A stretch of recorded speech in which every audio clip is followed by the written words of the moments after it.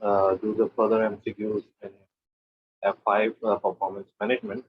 And here is the question: identify by placing a tick in the correct boxes in the table below whether the information gathered is from an internal or external source. So, interviewing potential customers is an external. Reading in business magazines, external.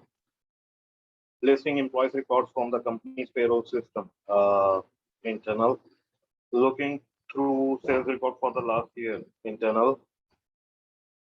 Which of the following statements regarding the use of external information is are true? Um, External information usually more reliable than internal information. Wrong. External information can be general and vague and may not really help an organization with decision making, right? So B is the answer. If one is not correct because internal information is produced by the company itself, some managers are aware of limitations in the quality or reliability. Which of the following could show information on the frequency of machine breakdowns causing lost productions? Uh,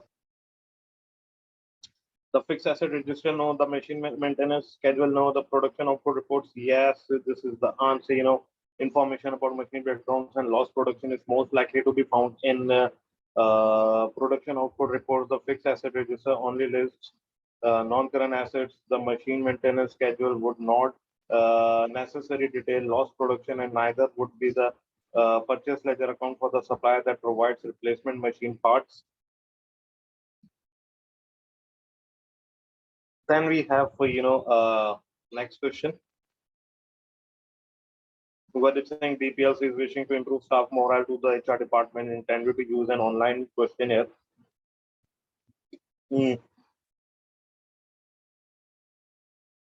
That all staff are expected to complete to gather information. Completing the questionnaire will take approximately 30 minutes, and staff have been told that they must do this during their lunch break. The following costs of producing this information have been identified.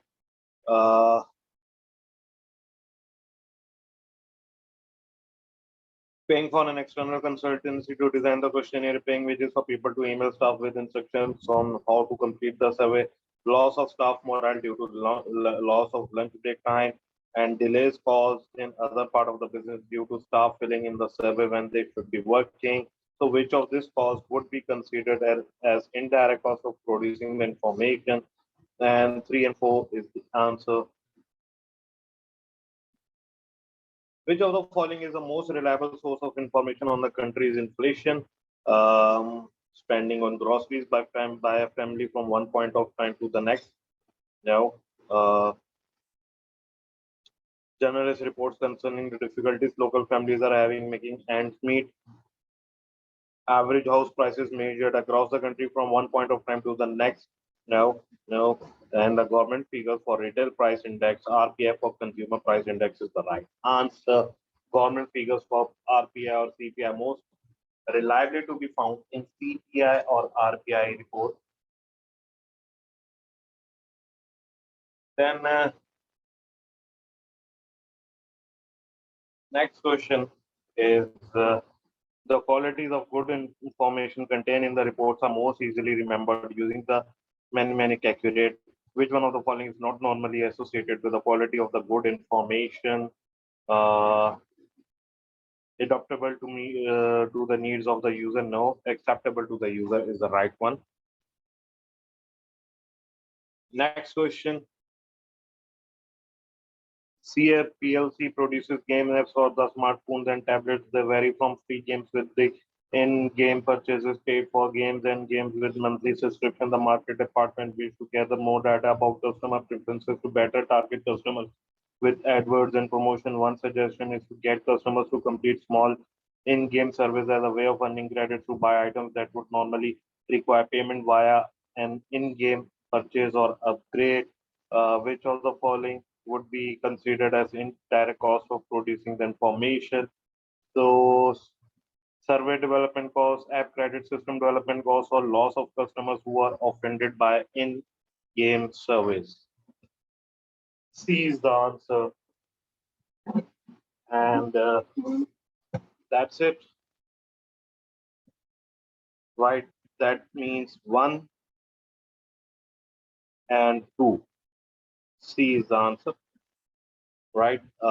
In this case, because 3 or 4 are indirect cost of gathering the data and of producing the information from the survey. So the unit cost is the survey, and 3 and 4 can be directly traced to it. 1 and 2 are the indirect costs because developers are employed anyway, and the cost of developing surveys can credit systems, etc. Is a matter of apportionment of indirect costs. Developers' wages that already exist to various projects. This development cost would be direct if they were incurred at the specific request of a customer, which is not the case. So here the marketing department who's asking, C is done, and this question is done. We are done with this session. See you in the next video lesson.